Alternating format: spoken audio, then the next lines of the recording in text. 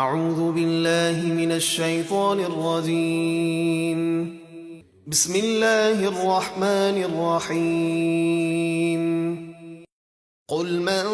كان عدوا لجبريل فإنه نزله على قلبك بإذن الله مصدقا لما بين يديه وهدى وبشرى للمؤمنين۔ آپ فرما دیجئے جو کوئی جبریل کا دشمن ہے تو در حقیقت وہ اللہ کا دشمن ہے، کیونکہ جبریل نے تو اللہ کے حکم سے آپ کے قلب انور پر وہ قرآن اتارا ہے جو پہلی اصل کتابوں کی تصدیق فرمانے والا اور مومنوں کو ہدایت اور خوشخبری دینے والا ہے۔ من كان عدوا لله وملائكته ورسله وجبريل وميكال فإن الله عدو للكافرين۔ جو کوئی اللہ اور اس کے فرشتوں اور اس کے رسولوں اور جبریل اور میکائیل کا دشمن ہے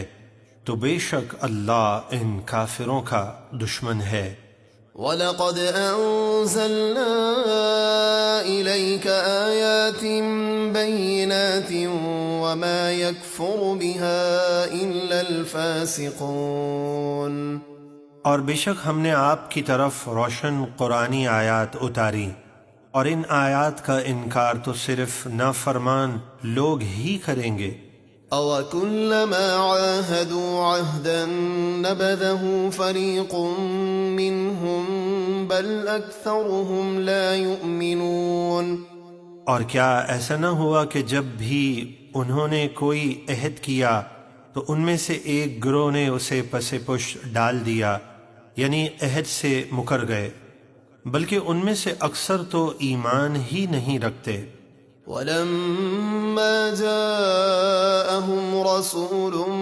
مِّنْ عِندِ اللَّهِ مُصَدِّقٌ لِّمَا مَعَهُمْ نَبَذَ فَرِيقٌ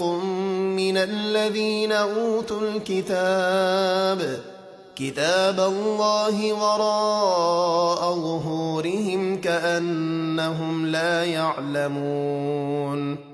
اور جب اللہ کی طرف سے ان کے پاس وہ رسول تشریف لائے جو ان کے پاس موجود اصل کتاب توریت کی تصدیق فرمانے والے ہیں، تو اہل کتاب کے ایک گروہ نے اللہ کی کتاب یعنی توریت کو پس پش ڈال دیا، یعنی عمل نہ کیا، گویا وہ کچھ علم نہیں رکھتے۔ وَاتَّبَعُوا مَا تَتْلُو الشَّيَاطِينُ عَلَى مُلْكِ سُلَيْمَانَ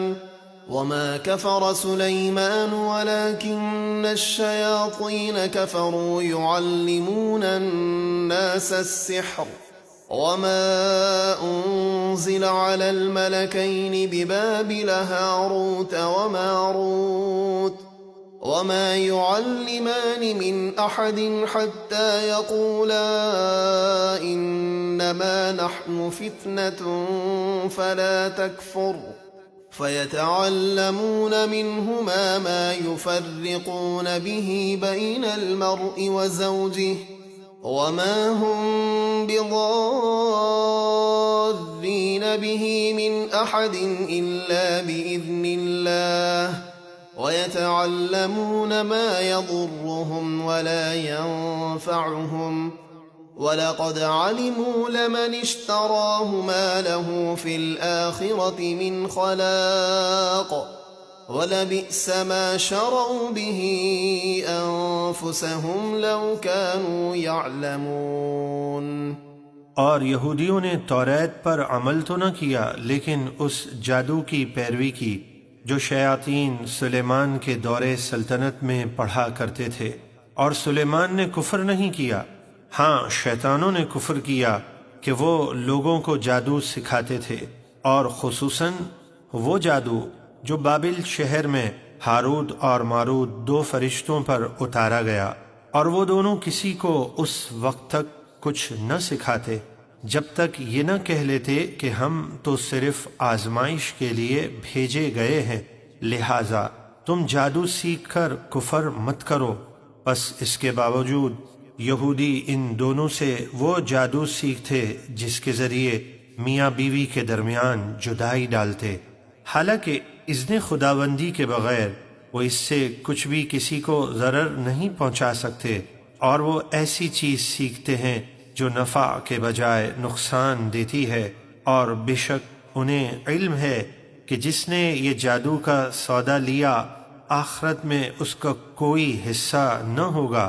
اور بے شک وہ جادو کیا ہی بری چیز ہے جس کے بدلے انہوں نے اپنا ایمان بیچ ڈالا، کسی طرح وہ جان لیتے۔ وَلَوْ أَنَّهُمْ آمَنُوا وَاتَّقَوْا لَمَثُوبَةٌ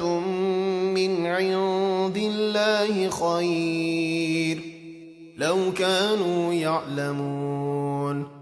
اور اگر وہ ایمان لاتے اور پرہیزگاری اختیار کرتے تو یقیناً اللہ کے یہاں کا ثواب ان کے لیے بہت بہتر تھا، کسی طرح وہ جان لیتے۔